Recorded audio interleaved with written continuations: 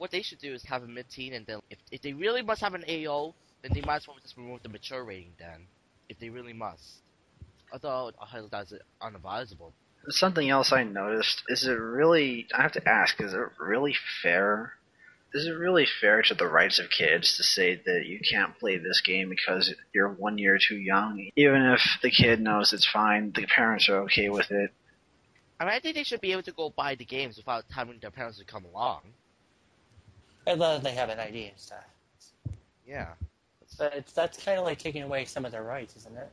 I could understand why someone would say that children need more guidance because they're not able to make decisions as wisely as an adult. But is it really fair to say that their rights could be trampled on where an adult's rights can't? Yeah. No, it isn't right. Not only that, but think about it. Playing these games, playing a first-person shooter, how is that any different than way back in the day? A kid would pick up a stick, pretend it was a gun, and then go chase other kids around the woods pretending to shoot at them. It's basically the same thing with fancy graphics and sound. That's all a shooter game is. Exactly. Mm-hmm. You know about the California video game law about the mature rated games, saying they would fine retailers. They would find the companies that would sell mature rated games to minors. Yeah, $1,000 to be exact. To be honest, I think it wouldn't really be worse because first off, the parents could go ahead and buy it for the kids, and then they might be able to hold the company responsible. True. But I think it's kind of a bit ridiculous at this point to say, well, because we must protect the kids. Protecting the kids from what? Oh, it'll just probably lead up to so that's more violence, basically. And plus, like, they could easily do more illegal activity. Like, you know one of those emulators? Yes. They could just easily get them. And I really don't see how finding the game companies that sell games is really going to make any difference between kids that play the games and the kids that don't. Exactly. There is not going to be much difference.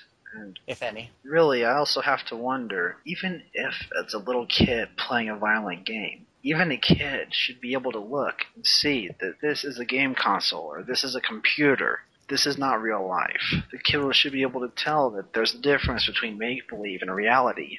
Really, if someone who's 15 can't tell the difference enough to realize that they shouldn't be going out and stealing cars and running people over, then they have... Because they played a video game. They have more problems than playing violent games anyway. Yeah, and it's up to the parents to stop them. I think education is actually the key, to be honest.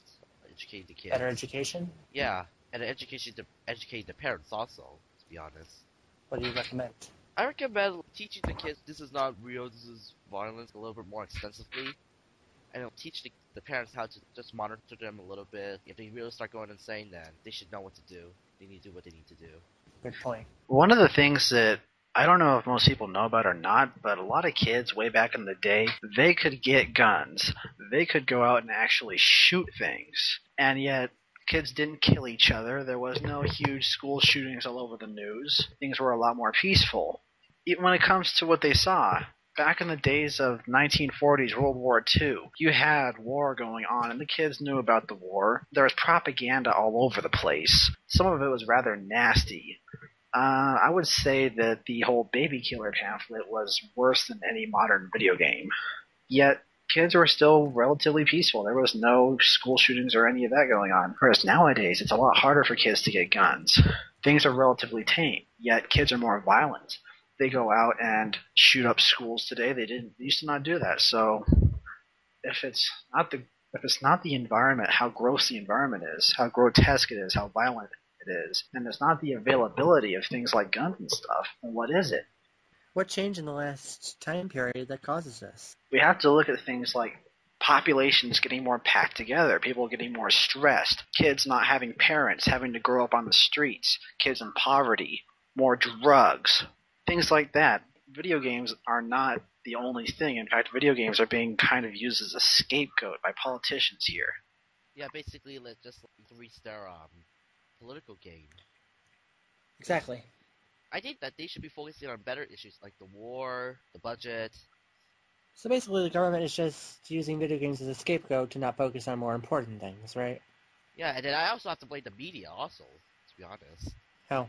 Well, they just say, oh, video games do this and does that. Oh, yeah. Okay, do you have any scientific proof that video games are actually the cause of human behavior and violence? Is it I'd like to know.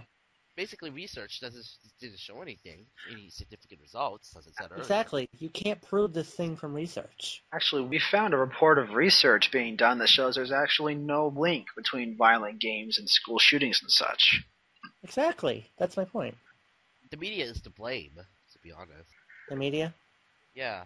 One of the bad things the media does is when something does happen, basically the media wants hype. The media wants high ratings. It wants a lot of people watching because they're a business. They want to get more money.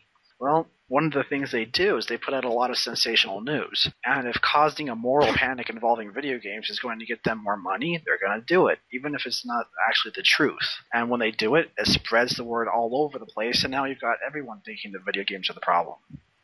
But it's not. Even in other cases, like for instance we mentioned earlier, Columbine. Yeah. It's just the kids are crazy, not the game. The game isn't the game didn't go tell the kid, oh, pick up a gun and go to your school and shoot people, just like you could do in the game. Don't worry, it's fine. No, it doesn't happen like that. It's not like they're gonna have any subliminal messages. Video games has no significant factors on a person's will do, and yes, the rating system really needs to be fixed up. A lot of fixing up, to be honest. And really, when it comes to ratings, there's more important things parents have to judge if their kids actually are able to handle it, not just go by a glance what some letter says on the box.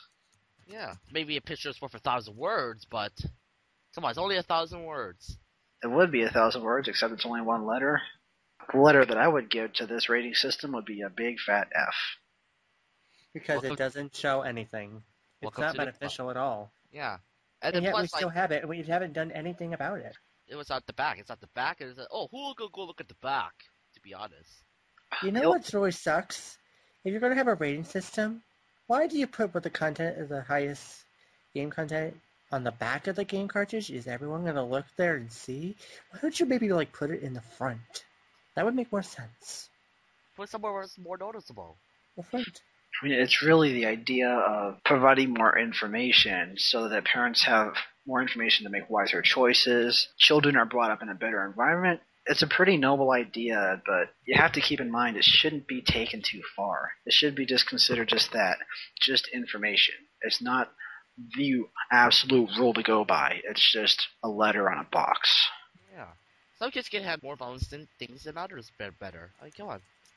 It's not like it's, oh my god! One kid could be like, oh, okay, this is pretty fun. Violence is fun.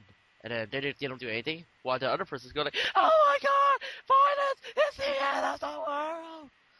It's either like that. So in conclusion, this rating system sucks. Yet We we've need- done nothing about it. We should. We gotta change it. We gotta change how we look at it. Yeah. And tell the Maybe- media to stop using video games. Doesn't matter what their business agenda is. Well, thank you for tuning in. That wraps it up. See you later. See you all next time. Peace. Peace.